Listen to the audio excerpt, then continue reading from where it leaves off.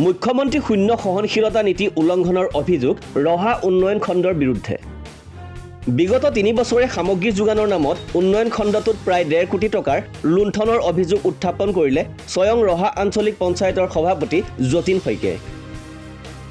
উল্লেখ্য যে ৰহা আঞ্চলিক পঞ্চায়তৰ সভাপতি যতীন শইকীয়াৰ বিৰুদ্ধে ক্ষমতাৰ অপপ্ৰয়োগ, পুঁজি ব্যৱহাৰত অনিয়ম, আঞ্চলিক সদস্যসকলক পুঁজি আবণ্টনত খেলিমেলি ইত্যাদি বিভিন্ন অভিযোগ উত্থাপনেৰে যোৱা 4 জুলাইত সভাপতি যতীন শইকীয়াৰ বিৰুদ্ধে 14জনকৈ আঞ্চলিক সদস্যই অনাস্থা প্ৰস্তাৱ উত্থাপন কৰিছিল।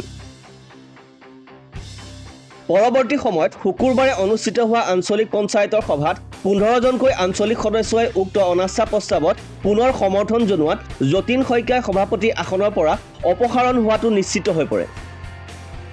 কিন্তু সভাপতিগৰাকীৰ বিৰুদ্ধে এনে উত্থাপিত অনাস্থা প্ৰস্তাৱৰ সন্দৰ্ভত শনিবাৰৰ বিয়লি এক সংবাদমেল আয়োজন কৰি ই এক ৰাজনৈতিক কু অভিসন্ধি বুলি মন্তব্য কৰে যতীন শইকীয়াই।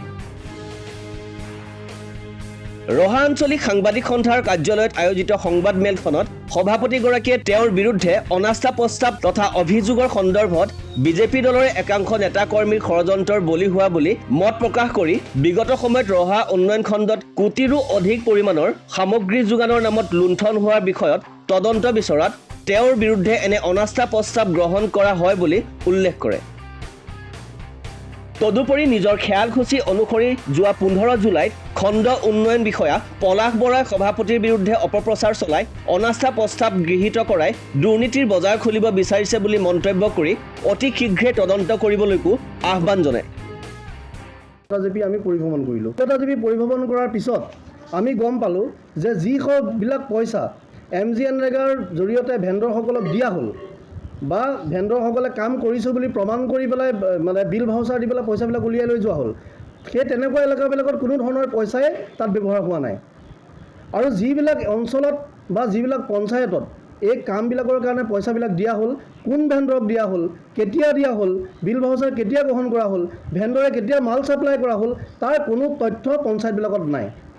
আৰু আপোনালোকে জানি আচৰিত হ'ব যে এই পঞ্চায়তবিলাকৰ ৱাৰ্ড মেম্বাৰ ঠিক বা কাউন্সিলাৰ বা সভাপতি বা সেই পঞ্চায়তৰ সন্মানীয় সচিব, পঞ্চায়তৰ সচিব, সেই পঞ্চায়তৰ সন্মানীয় GRS মানে গাঁও GRS বা এগ্ৰিগেটেড ইঞ্জিনিয়াৰ, তেওঁলোককো যদি সোধা যায় যে MGNৰেগাৰ এই পইচাখিনি কেনেকৈ ব্যৱহাৰ কৰা হ'ল, ক'ত ব্যৱহাৰ কৰা হ'ল, সেই পঞ্চায়ততো তেনেকুৱা ধৰণৰ তথ্য নাই। ব্যুৰ' ৰিপৰ্ট ৰহা, ডেইলি টাইম অসম।